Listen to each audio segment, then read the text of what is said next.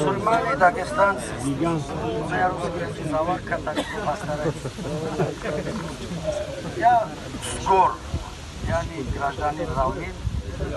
Я здесь конкретно, чья это граница или чья это земля по географически тоже не знаю. Вот этот человек говорил, казачья земля, туда что такие вещи. Там был такой.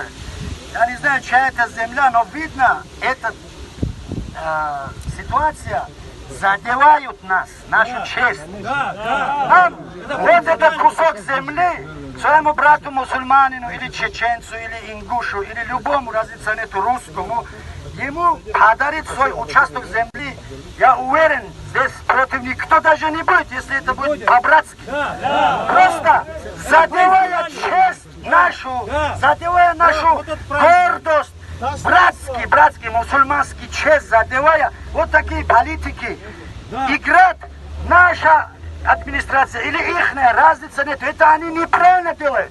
Или они это делают умышленно, чтобы мы, братья, между собой ненавиделись. Или они делают, не считаются с нами, народом. Мне эта земля, мне лично не нужна. У меня и земли нет. Мне она не нужна.